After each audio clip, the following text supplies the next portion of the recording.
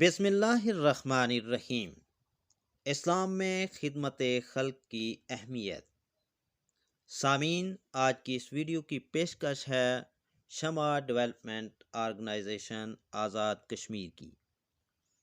شمع development organization Azad Kashmir کے پسماندہ علاقوں میں خدمت خلق کا سفر جاری رکھے ہوئے ہے۔ شمع ڈیولپمنٹ آرگنائزیشن کے پروجیکٹس کا حصہ بننے کے لیے اس سماجی تنظیم کے خدمت کے سفر میں ہمارا ساتھ دیجیے۔ غربا، مساکین، مفلوق الحال طبقے اور ہنر سیکھنے والے افراد کی مدد کیجیے۔ اسکرین پہ نظر آنے والے نمبروں پر واٹس ایپ اور کال کے ذریعے آپ ہم سے رابطہ کر سکتے ہیں۔ سامعین، ایک فرد کی زندگی کے دو پہلو ہیں۔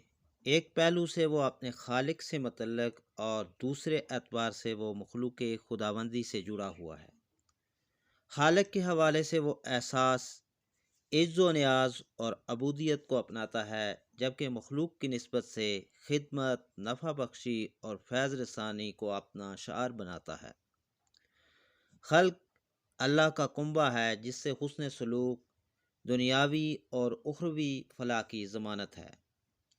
رسول اللہ صلی اللہ علیہ وآلہ وسلم نے خدمت خلق کے حوالے سے ایسے مظاہر کا اظہار فرمایا کہ تاریخ انسانی اس کی مثال پیش کرنے سے قاصر ہے۔ بعد از اعلان نبوت کی زندگی تو پوری ہی خدمت انسانی سے عبارت ہے۔ قبل از اعلان نبوت بھی آپ صلی اللہ علیہ وآلہ وسلم نے اس ذمہ داری سے کما حق ہو عہدہ برا ہوتے رہے۔ معاشرے کے یتیموں، بے کسوں، بیواؤں، مجبور اور مقہور افراد کی دادرسی آپ صلی اللہ علیہ وآلہ وسلم کا شیوا تھا، بلکہ پیغمبرانہ طریق کا دوسرا بنیادی ہدف ہی خدمت خلق ہے۔ اللہ تعالیٰ نے مخلوق کی خدمت کو خالق کی خدمت قرار دیا ہے۔ صحیح مسلم کی روایت ہے کہ نبی کریم صلی اللہ علیہ وآلہ وسلم نے فرمایا، قیامت کے دن اللہ تعالیٰ انسان سے کہے گا، اے ابن آدم، میں بیمار پڑا رہا لیکن تو نے میری عیادت نہیں کی۔ انسان کہے گا، تو سارے جہان کا پروردگار ہے، تو کب بیمار تھا اور میں تیری عیادت کیسے کرتا؟ اللہ تعالیٰ فرمائے گا، کیا تجھے معلوم نہیں تھا کہ میرا فلاں بندہ بیمار ہے، لیکن اس کے باوجود تو اس کی مزاج پرسی کے لیے نہیں گیا؟ اگر تو اس کے پاس جاتا تو مجھے وہاں پاتا۔ پھر اللہ تعالیٰ فرمائے گا، اے ابن آدم، میں تجھ سے کھانا مانگا، یعنی میں نے تجھ سے کھانا مانگا لیکن تو نے کھانا نہیں دیا۔ انسان عرض کرے گا، اے رب العالمین، تو کب بھوکا تھا اور میں تجھے کیسے کھانا کھلاتا؟ اللہ تعالیٰ فرمائے گا، کیا تجھے یاد نہیں کہ میرے فلاں بندے نے تجھ سے کھانا طلب کیا تھا لیکن تو نے اسے کھانا نہیں کھلایا؟ اگر تو نے اس کا سوال پورا کیا ہوتا تو آج اس کا ثواب یہاں پاتا۔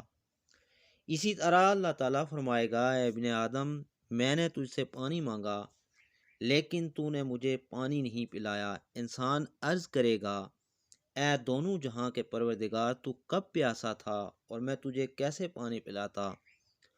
اللہ تعالیٰ فرمائے گا، فلاں بندے نے تجھ سے پانی طلب کیا لیکن تو نے اس کی پیاس بجھانے سے انکار کر دیا تھا۔ اگر تو نے اس کی پیاس بجھائی ہوتی تو آج اس کا ثواب یہاں پاتا۔ سامعین، اس حدیث سے یہ واضح ہوا کہ مخلوق کی خدمت کرنا اللہ تعالیٰ کی خدمت کرنے کے زمرے میں آتا ہے۔ جس طرح انسان کی عبادت دین ہے، اسی طرح بندوں کی خدمت بھی دین ہے۔ خدمت خلق کے ذریعے بندوں کے درمیان محبت و الفت کو فروغ حاصل ہوتا ہے اور باہمی قربت بڑھنے سے مسلمان ایک جسم کی مانند ہو جاتے ہیں۔ حاجت مندوں کی مدد کرنا اور مشکل حالات سے دوچار انسانوں کو سہارا دینا ایک مفید معاشرتی عمل ہے۔ خیر الناس من ینفع الناس، لوگوں میں بہتر وہ ہے جو انسان کو نفع پہنچاتا ہے۔ یہ نفع رسانی بغیر کسی ذاتی غرض و مصلحت کے ہے۔ رشتہ داروں، عام ضرورت مندوں، عام انسانوں، حتیٰ کہ جانوروں سے حسن سلوک بھی پسندیدہ رویہ ہے، جبکہ بدسلوکی اور ضرر رسانی ناپسندیدہ رویہ ہے۔ آپ صلی اللہ علیہ وآلہ وسلم نے فرمایا، اللہ تعالیٰ کے نزدیک قیامت کے دن رتبے کے لحاظ سے بدترین انسان وہ ہوگا جس کے شر سے یعنی جس کے ڈر سے لوگ اسے چھوڑ دیں۔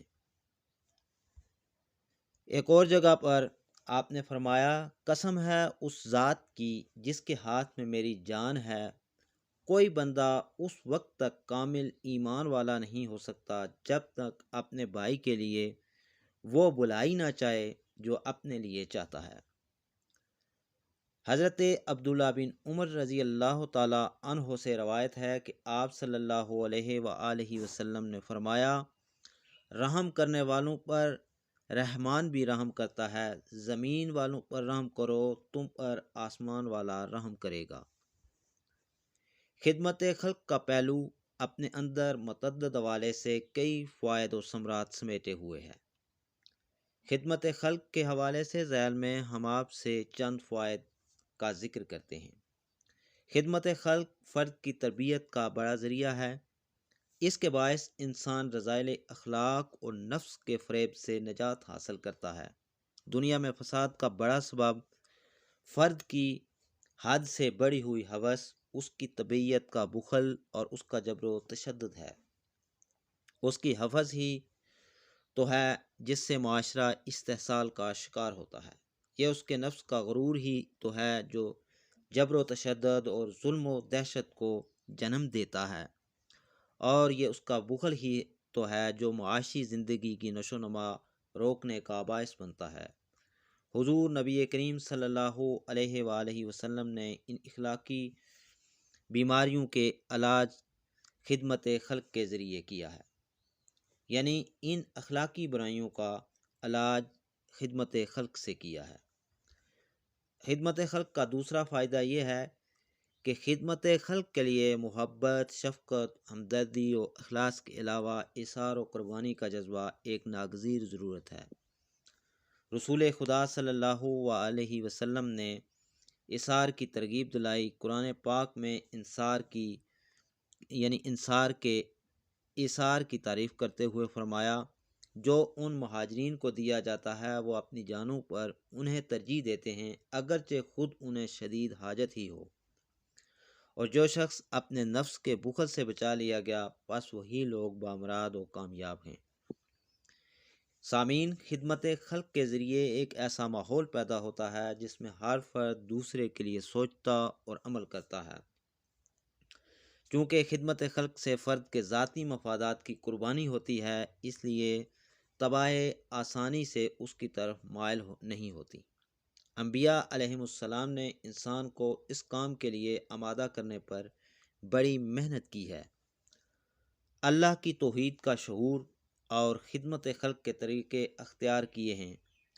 اسوہ حسنہ کا مطالعہ کرنے سے وہ گوشے واضح ہو جاتے ہیں۔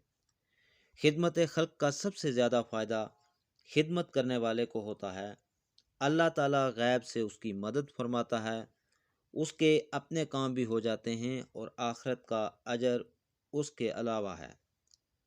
ارشاد نبی صلی اللہ علیہ وآلہ وسلم ہے، نبی اکرم صلی اللہ علیہ وآلہ وسلم نے فرمایا، اللہ تعالیٰ اپنے بندے کی مدد اس وقت کرتا رہتا ہے جب تک بندہ اپنے بھائی کی مدد میں لگا رہتا ہے۔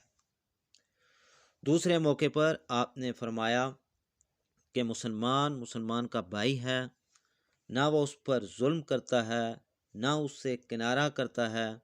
جو آدمی اپنے بھائی کا کوئی مسئلہ حل کرتا ہے، اللہ تعالیٰ اس کی بھی حاجت پوری کرتا رہتا ہے، اور جس نے اپنے بھائی کے دکھ میں حصہ لیا، اللہ قیامت کے دن اس کی مشکل میں سے ایک مشکل کو دور کر دے گا، اور جس نے دنیا میں اپنے بھائی کی پردہ پوشی کی، اللہ قیامت میں اس کی پردہ پوشی کرے گا۔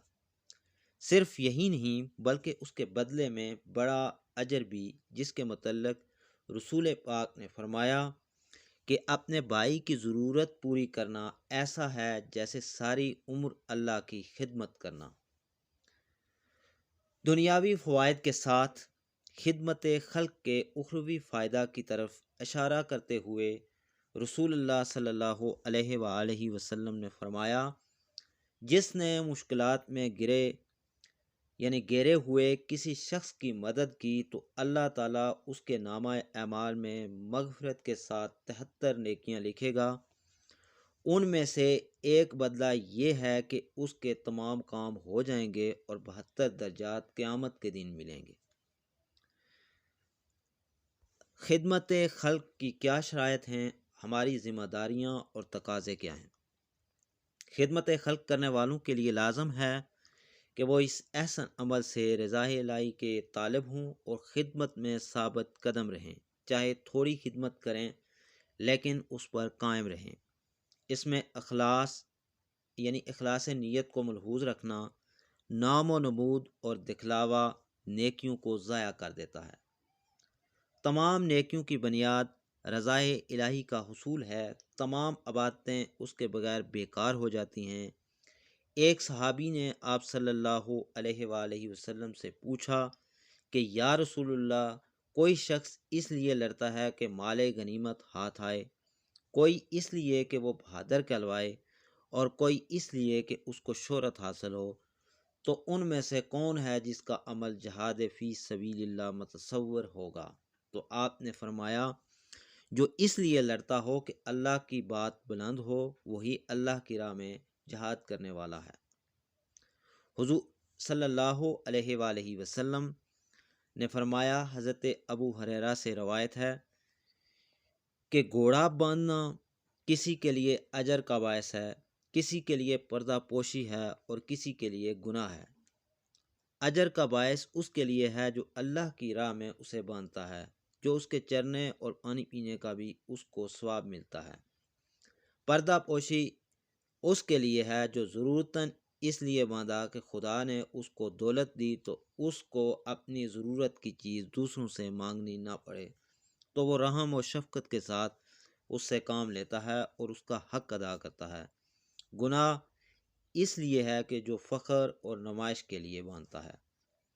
معلوم ہوا کہ اگر خدمت خلق میں یا کسی بھی امر میں رضا الہی مقصود نہ ہو تو اس عمل کی افادیت ختم ہو جاتی ہے۔ رضا الہی کے حصول کی نیت ہی اخلاق اور خدمت کے رویوں کو درست سمت عطا کرتی ہے۔ اس لیے اسلام نے نیت کو بڑی اہمیت دی ہے۔ نیت دراصل غرض و غایت متعین کرتی ہے۔ اگر نیت رضا الہی کا حصول ہے تو تمام اعمال نتیجہ خیز ہیں، اور اگر نیت کسی اور مقصد کے لیے ہے تو اس سے اخروی نتائج ضائع ہو جاتے ہیں۔ اللہ تعالیٰ ہمیں دوسروں کی خدمت کی توفیق عطا فرمائے۔ اگر آپ بھی خدمت کے سفر میں شامل ہونا چاہتے ہیں تو اپنے علاقے کی اور اپنے ملک کی سماجی تنظیمات کا ساتھ دیں۔